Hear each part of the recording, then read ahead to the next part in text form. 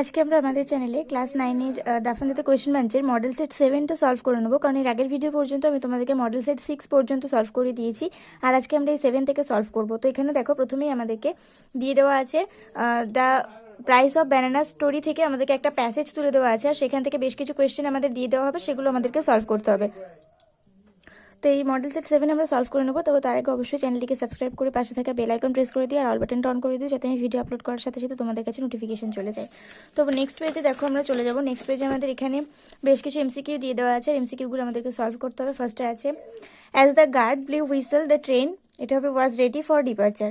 The vendor ran along the train when it started moving. When the train passed the whole length of the platform, the vendor looked disappointed. It seemed that the passengers had no sympathy for the Shedji. Seeing the cartoon drawn by the narrator when the co-passengers laughed, the rich businessman had a sense of uneasiness. তারপর আমাদের শূন্যস্থান পূরণ দেওয়া আছে, as the vendor went on pleading, turning his head away, Shedji, তো এটা হবে was looking out of the window at the goods train on the other side. তারপরেরটা আছে, the monkey episode that started with an environment of amusement, এটা হবে had ended in a bitter sense of grievance against the rich businessman.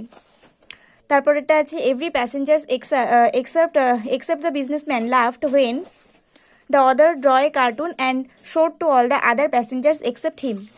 তারপরে এখানে আমাদের দুটো question দেওয়া আছে, how did শেঠজি try to justify himself, কি করে শেঠজি নিজেকে সঠিক প্রমাণ করার চেষ্টা করেছিলেন। তো এটা আমরা আনসার হিসেবে লিখবো, in the story the price of bananas written by Mulkraj Anand. The price of bananas গল্পটি, যেটা মুলকরাজ আনন্দের লেখা, সেখানে Sethji did not give a appropriate money to the fruit vendor. Sethji ওই ফল বিক্রেতাকে একটা যথাযথ পরিমাণে টাকা দেননি।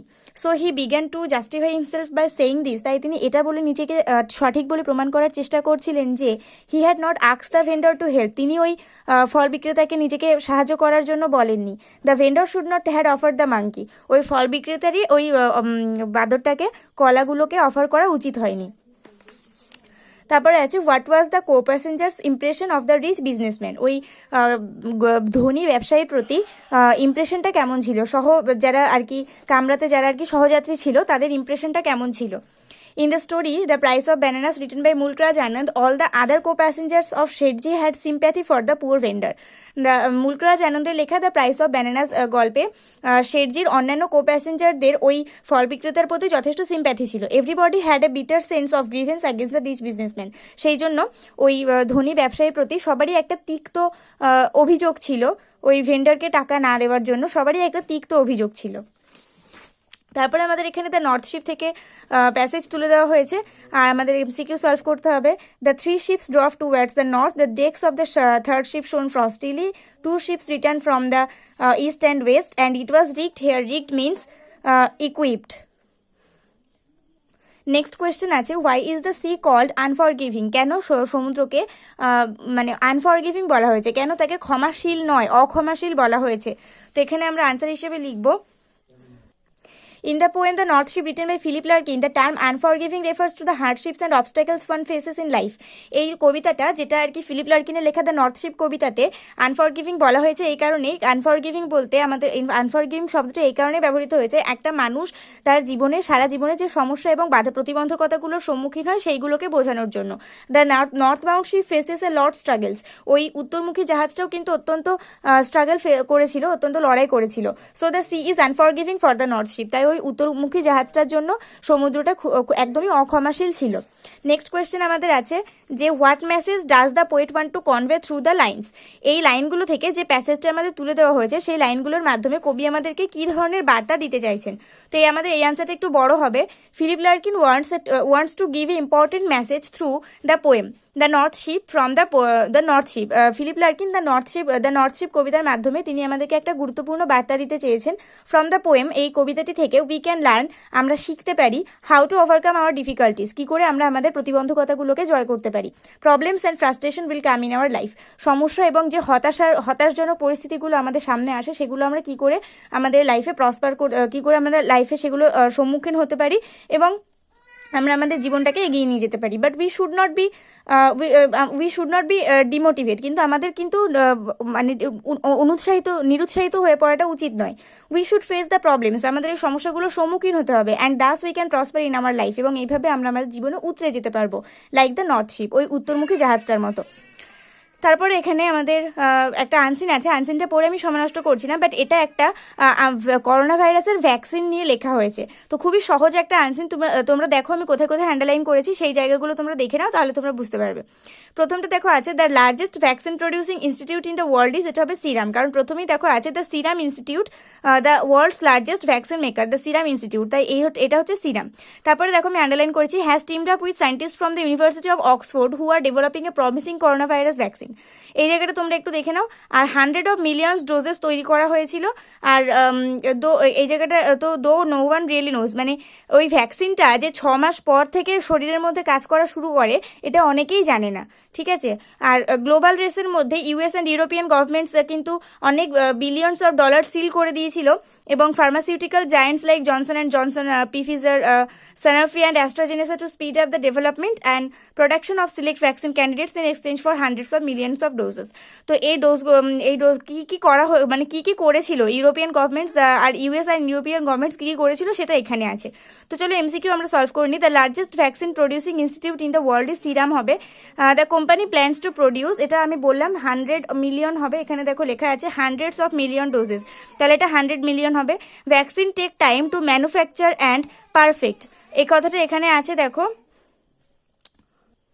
এখানে আছে দেখো যে vaccine take time not just to be perfect but to manufacture. তো এখানে আছে যে পারফেক্ট, ম্যাচিওর, অ্যাপ্রুভড, আর একটা হচ্ছে নার্চার। তো এটা হবে আমাদের perfect. Whether vaccine will come in the next 6 months, তো 6 মাস পরে যে ভ্যাকসিনটা চলে আসবে এটা অনেকেই জানে না। এখানে আমি তোমাদেরকে দেখালাম যে দো নো ওয়ান রিয়েলি নোজ, যদিও কেউ এখনো পর্যন্ত জানি না, তাহলে আমাদের এখানে হবে নো বডি নোজ, এটা হবে। তারপরে আছে the chief executive of serum is, এটা হবে আদার পুনাওয়ালা। এখানে দেখো আমাদের লেখা আছে যে Adar Poonawalla the chief executive of Serum. তাহলে এটা হচ্ছে আমাদের এমসিকিউ সলভ হলো। এবার আমাদের বেশ কিছু কোয়েশ্চেন দেওয়া আছে। Who controls the world's largest vaccine making company. তো এখানে দেখো কারা কারা কন্ট্রোল করে এই ওয়ার্ল্ডস লার্জেস্ট ভ্যাকসিন মেকার কোম্পানিটা। এখানে দেখো is controlled by small and very rich Indian family, এরকম কিছু লেখা আছে। তো এটাকে আমরা সাজিয়ে গুছিয়ে লিখবো, আমরা ভালো করে খাতায় লিখে নিয়েছি। In the given passage the world's largest vaccine making company the Serum Institute is controlled by small and very rich Indian family has teamed up with scientists from the University of Oxford who are developing a promising coronavirus vaccine. এটা লিখে দিলেই আমাদেরকে number দিয়ে দেবে। তারপরে আমাদের next question আছে whom has the Serum Institute teamed up with, Serum Institute কাদের সাথে টিমড আপ করেছে। তো এখানে আমরা লিখব যে দ্য ভ্যাকসিনস ইজ, এখানে আমাদের দেখার দরকার নেই, আমরা এখানে দেখব যতটুকু আমি আন্ডারলাইন করেছি ঠিক ততটুকুই দেখবে। The Serum Institute has teamed up, ভালো করে বুঝতে পারলে তুমি কোথা থেকে আনসারটা বললাম। The Serum Institute has teamed up with scientists from the university of Oxford who are developing a promising corona virus vaccine. যতটুকু ঠিক আমি আন্ডারলাইন করেছি ততটুকু লিখে দিলেই হবে, বাট এগুলো কিন্তু নয়, যেগুলো আমি আন্ডারলাইন করিনি সেগুলো কিন্তু নয়। The Serum Institute has teamed up with scientist from the university of Oxford who are developing a promising corona virus vaccine, ওইটুকু লিখে দিলেই হবে। তারপর আমাদের নেক্সট কোয়েশ্চেন আছে in which stage are the vaccines, ভ্যাকসিনগুলো এখন কিরকম স্টেজে রয়েছে, কোন পর্যায়ে রয়েছে। তো এখানে আমরা লিখবো, এখানে দেখো আমাদের লেখা আছে যে ভ্যাকসিনগুলো এখনো পর্যন্ত অ্যাপ্রুভড হয়নি, এখনো পর্যন্ত ওগুলো মেডিকেল ট্রায়ালের মধ্যেই রয়েছে। তাহলে এটাকে আমরা গুছিয়ে লিখবো যে the vaccines is still in clinical trials and might not even work, vaccine এখনো ক্লিনিক্যাল ট্রায়ালের মধ্যেই রয়েছে এবং এখনো পর্যন্ত সম্ভবত কাজ করছে না। বাট ইফ ইট ডাজ, কিন্তু যদি এটা কাজ করতে শুরু করে, Adar Poonawalla the chief executive of Serum will have on hand what everyone wants. যদি এটা কাজ করতে শুরু করে দেয় তখন আদার পুনাওয়ালা এটাকে মানে এটাকে মার্কেটে ছাড়ার ব্যবস্থা করবেন, যেটা সবাই চাইছে যে ভ্যাকসিনটা তাড়াতাড়ি মার্কেটে চলে আসুক। তারপর আমাদের নেক্সট কোয়েশ্চেন আছে যে who are the Serum Institute steered by, কাদের মাধ্যমে এই সিরাম ইনস্টিটিউটটা পরিচালিত হচ্ছে। তো এখানে আমরা লিখবো, দেখো এখানে আমাদের এই কোয়েশ্চেনের আনসারটা ছিল যে এইখানে আছে এই যে এখানে আছে যে Serum Institute is steered by only 2 men, mister Poonawalla and his father Cyrus. তো এটাকে আমরা একটু গুছিয়ে লিখবো যে the Serum Institute is steered by only two men mister Poonawalla and his father Cyrus a horse breeder who became a billionaire. তারপরে আমাদের next question আছে, what did the US and European governments do to speed up the production of the vaccine. ওই ভ্যাকসিনের প্রোডাকশনটা মানে তাড়াতাড়ি তৈরি হওয়ার কাজটা আরও বেশি তাড়াতাড়ি করার জন্য আমাদের ইউএস এবং ইউরোপিয়ান গভর্নমেন্ট কি ব্যবস্থা নিয়েছিলেন। তো এখানে আমি তোমাদেরকে প্রথমেই যেটা দেখালাম একদম এখান থেকে এতটা পর্যন্ত পুরোটাই তোমাদেরকে লিখে দিতে হবে। The global race the US and European government have sealed billions of dollars in deals with pharmaceutical giants like Johnson and Johnson Pfizer, Sanofi and AstraZeneca to speed up the development and production of select vaccine candidates in exchange for hundreds of millions of doses. তো এখানে US এবং European government কি করেছে, অনেক billion dollar তারা seal করে দিয়েছে যাতে এই ফার্মাসিউটিক্যাল জায়েন্টসরা কোনোভাবে যেন এই ডেভেলপমেন্টে কোনো বাধা সৃষ্টি করতে না পারে এবং ভ্যাকসিন ক্যান্ডিডেটরা যেন খুব তাড়াতাড়ি 100 মিলিয়ন্স ডোজেস পেয়ে যায়। তো এইখানে আমরা এই সমস্ত কোয়েশ্চেনগুলো সলভ করে নিলাম। এরপরে আমাদের গ্রামার অ্যান্ড ভোকাবুলারি আছে। ফার্স্টে আমাদের এখানে ফর্ম অফ ভার্বস সিলেক্ট করতে হবে। Players and coaches of the England under 17 football team, এটা হ্যাভ প্লেড হবে। The ongoing FIFA World Cup visited the New Town school yesterday to meet and play with children came from various backgrounds in Kolkata. তারপরে আছে the IIT Kharagpur has signed a memorandum of understanding with Samsung India of the establishment of a digital academy in the campus. এরপরে আমাদের do as directed আছে। প্রথমটা আছে I decided to describe my state affairs in writing, এটাকে complex সেন্টেন্সে করতে বলেছে। এখানে লেখা আছে যে আমি সিদ্ধান্ত নিলাম আমার প্রতিদিনের কাজকর্মগুলো লেখার মাধ্যমে লিপিবদ্ধ করে রাখবো। তো এটাকে যদি আমরা জটিল বাক্যে করি তাহলে আমাদের প্রথমে বাংলাটা ভাবতে হবে যে আমি একটা ডিসিশন নিলাম যে আমি আমার প্রতিদিনের কাজকর্ম লেখার মাধ্যমে লিপিবদ্ধ করব বা বর্ণনা করব। তাহলে এখানে আমাদের সেটা ইংলিশে লিখলে হবে I took a decision that I will describe my state affairs in writing. তারপরে কি আছে, the children were eager to see the সান, এখানে ইগারের নাউন ফর্ম ইউজ করে বাক্যটাকে পুনরায় লিখতে বলেছে। বাচ্চাগুলো সূর্যকে দেখতে আগ্রহী ছিল, তাহলে আগ্রহী হচ্ছে বিশেষণ, আর সেটাকে নাউন ফর্মে নিয়ে গেলে সেটা হবে আগ্রহ, আর আগ্রহের ইংরাজি হচ্ছে ইগারনেস। তাহলে ইগারটাকে আমাদের ইগারনেস করতে হবে আর সেটাকে আমাদেরকে আবার পুনরায় লিখতে হবে। কিন্তু পুনরায় যদি লিখি তাহলে ওখানে কিন্তু ইগারনেস করে দিলে হবে না, আমাদের বাক্যটার মিনিং চেঞ্জ হয়ে যাবে। তাহলে এখানে হবে এই ওয়ারের জায়গায় এখানে আমাদেরকে করে দিতে হবে হ্যাড। যেহেতু এটা পাস্ট টেন্সে আছে সেই জন্য আমরা ওয়ারের জায়গায় হ্যাড করে দেবো। The children had eagerness to see the sun, তাহলেই আমাদের আনসারটা হয়ে যাবে যে ওই বাচ্চাগুলোর মধ্যে আগ্রহ ছিল সূর্যকে দেখার জন্য। The children had eagerness to see the sun. তারপরে আছে the passenger said to the conductor you can't leave us here all night, ওই প্যাসেঞ্জারগুলো কন্ডাক্টরকে বললো যে আপনি আমাদেরকে এখানে এভাবে সারা রাত ছেড়ে রাখতে পারেন না। এটাকে যদি আমরা ন্যারেশন চেঞ্জ করি তাহলে এটা হবে the passengers told the conductor that he could not leave them there all night. তো এটা হচ্ছে আমাদের ন্যারেশন চেঞ্জ ছিল। এবার আমাদের এখানে ফ্রেজাল ভার্বসগুলো করতে হবে। প্রথমটা হচ্ছে ইনভেস্টিং। তো ইনভেস্টিং এর ফ্রেজাল ভার্বস আমরা সবাই জানি, ইনভেস্টিং এর ফ্রেজাল ভার্বস হচ্ছে লুক ইনটু, কিন্তু যেহেতু এখানে ইনভেস্টিং এর সাথে আইএনজি যোগ আছে তাই লুকের সাথে আইএনজি যোগ হয়ে লুকিং ইনটু হবে। তারপরে উইথড্র আছে, তো উইথড্রোর আমাদের ফ্রেজাল ভার্বস হচ্ছে পুট অফ, কিন্তু এখানে ইডব্লিউ আছে মানে উইথড্র মানে পাস্ট ফর্ম আছে, তাহলে আমাদের এখানে পাস্ট ফর্ম হবে, কিন্তু পুটের তো 3টে ফর্মই এক, তাই এটা পুট অফই হবে।